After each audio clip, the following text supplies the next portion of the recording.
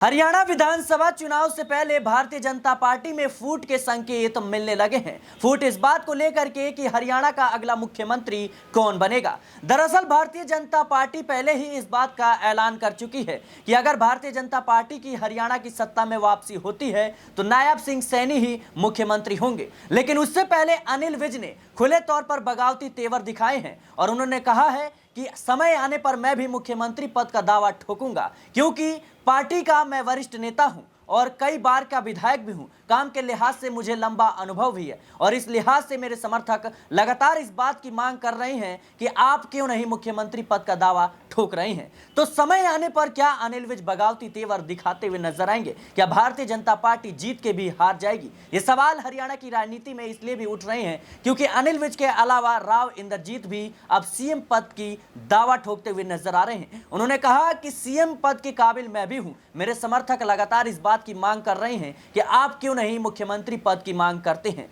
तो क्या अब ये भारतीय जनता पार्टी में फूट की स्थिति पैदा कर देगा? क्योंकि देखा जाए तो भारतीय जनता पार्टी नायब सिंह सैनी के नेतृत्व में चुनाव लड़ने का ऐलान कर चुकी है, लेकिन टिकट बंटवारा जैसे ही हुआ उसके बाद से देखा गया कि कई बड़े चेहरे भारतीय जनता पार्टी से अलग होते हुए नजर आए। कोई कांग्रेस में गया तो कोई निर्दलीय चुनाव लड़ने का ऐलान कर गया। लेकिन मुख्यमंत्री पद को लेकर के जिस तरीके से भारतीय जनता पार्टी में होड़ मची है, इस बात के संकेत मिल रहे हैं कि आने वाले समय में भारतीय जनता पार्टी कहीं ना कहीं मुश्किलों में जरूर आ सकती है। हरियाणा की राजनीति पे विस्तार से चर्चा करेंगे। हमारे साथ नाजबिन मौजूद हैं जो हरियाणा की राजनीतिक हलचलों पर नजर बनाई हुई है। नाजबिन, कैसे देख रहे हैं आप जिस तरीके से अनिल विज लगातार कहीं ना कहीं ये मांग कर रहे हैं कि मैं भी जो है सीएम पद के काबिल हूं, मैं भी दावा ठोकूंगा और अगर मैं मुख्यमंत्री बनता हूं तो हरियाणा की तस्वीर बदल दूंगा। कितना बड़ा बयान है भारतीय जनता पार्टी के लिहाज से? देखिए, अनिल विज का ये बयान पहली बार नहीं है, बल्कि अनिल विज ये बयान इससे पहले 2 बार दे चुके हैं।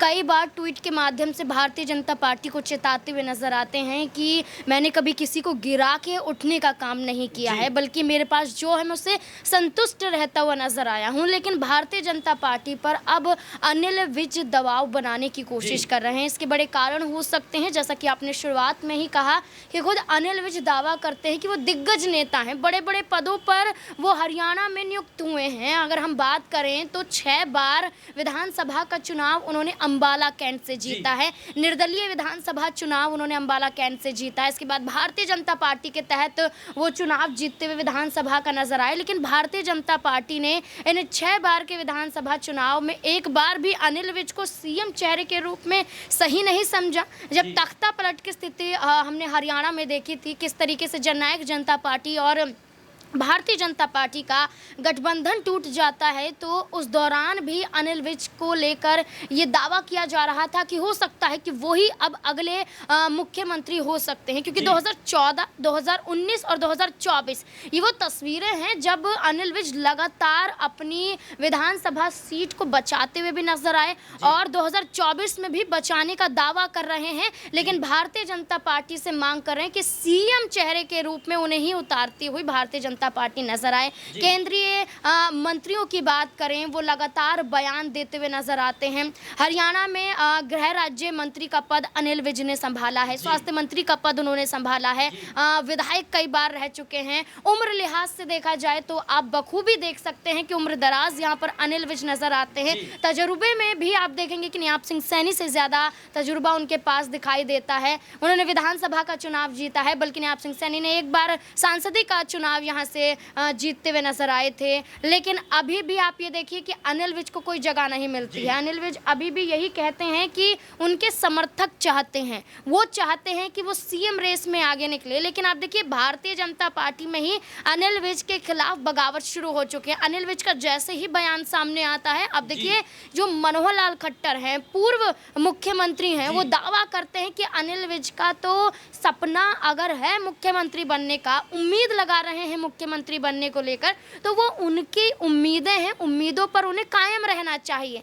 लेकिन अगर भारतीय जनता पार्टी के आलाकमान ने तय कर लिया है, केंद्र नेतृत्व ने तय कर लिया है कि नायब सिंह सैनी के नेतृत्व में हरियाणा का चुनाव लड़ा जाएगा, तो अनिल विज इस तरह की दावेदारी पेश नहीं कर सकते हैं। साफ शब्दों में मनोहर लाल खट्टर ने यानी भारतीय जनता पार्टी की तरफ से खुले तौर पर इनकार कर दिया है कि आप कुछ भी कर लीजिए लेकिन आपको मुख्यमंत्री चेहरे के तौर पर आगे नहीं किया जाएगा। क्या अब अनिल विज और भारतीय जनता पार्टी के बीच वो सुगबगाहट, वो बगावती तेवर अब देखने को मिल रहे हैं, उसके संकेत मिलने शुरू हो गए हैं? देखिए, बिल्कुल आपने बखूबी कहा कि खुद भारतीय जनता पार्टी अनिल विज के बयानों को दरकिनार करती हुई नजर आई है।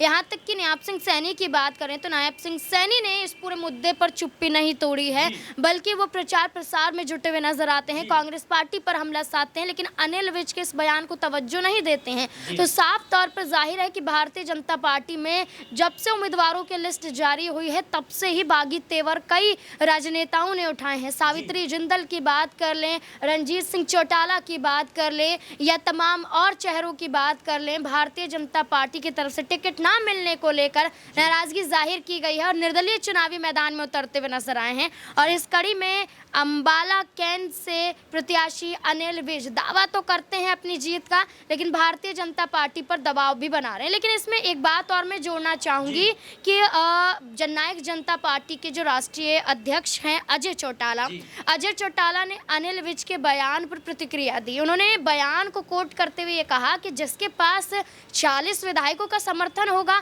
वो ही सूबे का मुख्यमंत्री और वो ही सरकार गठन कर सकता है। इस कड़ी में देखा जाए तो उनका दावा है कि अनिल विज अगर कह रहे हैं कि उन्हें सीएम बनना चाहिए तो सबसे पहले विधायकों की संख्या पेश करें, उनके पास कितने समर्थक विधायकों की संख्या है, क्या विधानसभा चुनाव खुद जीतने के साथ साथ क्या आपके समर्थक विधायक भी जीत सकते हैं। इसी के साथ साथ यहाँ पर अजय चौटाला कहते हैं कि क्या भारतीय जनता पार्टी में कोई अंदरूनी बातचीत जारी है कि 2 मुख्यमंत्री हो सकते हैं, जब 2 डिप्टी सीएम राज्यों में भारतीय जनता पार्टी बना सकती है, चाहे मध्य प्रदेश हो, उत्तर प्रदेश हो, बिहार हो, हरियाणा हो। आप देखिए कि 2 उप मुख्यमंत्री पद यहाँ पर भारतीय जनता पार्टी चेहरों को सौंपती हुई नजर आती है।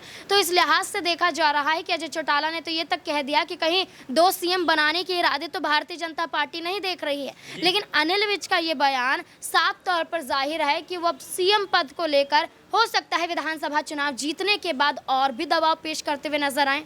राव इंद्रजीत को लेकर क्या कहेंगे, क्योंकि वो भी कहीं ना कहीं देखा जाए तो जिस तरीके से ये बात को कह रहे हैं कि मैं भी सीएम पद के काबिल हूं, लेकिन मैंने भले ही दावा नहीं ठोका है, लेकिन मेरे समर्थक लगातार इस बात की मांग कर रहे हैं। क्या अब समर्थकों के सहारे राव इंद्रजीत ने एक बड़ा खेल कर दिया है? देखिए, राव इंद्रजीत की अगर हम चर्चा करें, एक तरफ अनिल विज हैं तो दूसरी तरफ राव इंद्रजीत हैं। अनिल विज की बात करें तो उनके बयानों को तवज्जो नहीं दी जा रही है, बल्कि उनको एक विधानसभा सीट पकड़ा दी गई है कि आपको जीतना है, आपने इससे पहले भी जीता है, उसके अलावा कोई भी अहमियत अनिल विज की नज़र नहीं आ रही है। लेकिन राव इंद्रजीत का दबाव आप देखिए, राव इंद्रजीत ने लोकसभा चुनाव के बाद जैसी भी तस्वीरें रही, क्योंकि वो केंद्रीय मंत्री बनना चाहते थे लेकिन राज्य मंत्री बना दिए जाते हैं, इससे नाराज नजर आए। लेकिन विधानसभा चुनाव में डंके के चोट पर राव इंद्रजीत ने साफ शब्दों में कहा था कि उन्हें चाहिए 8 विधानसभा सीट अपने समर्थकों के लिए।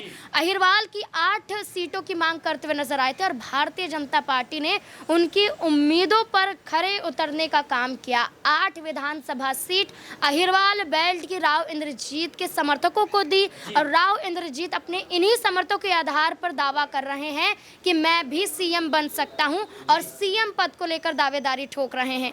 अगर कद की बात की जाए तो अनिल विज से ज्यादा तो राव इंद्रजीत का नजर आता है।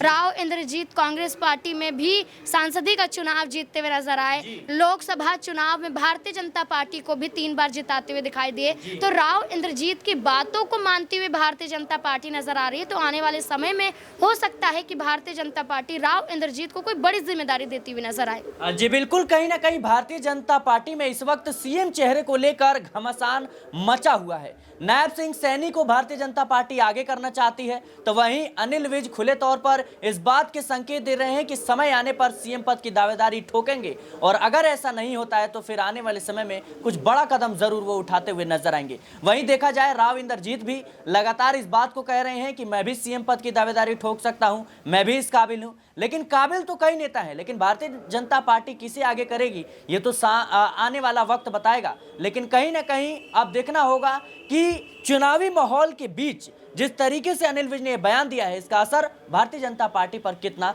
देखने को मिलता है। फिलहाल के लिए इस रिपोर्ट में इतना ही। देश और दुनिया की तमाम खबरों के लिए बने रहने नेक्स्ट पॉलिटिकल बाइट के साथ।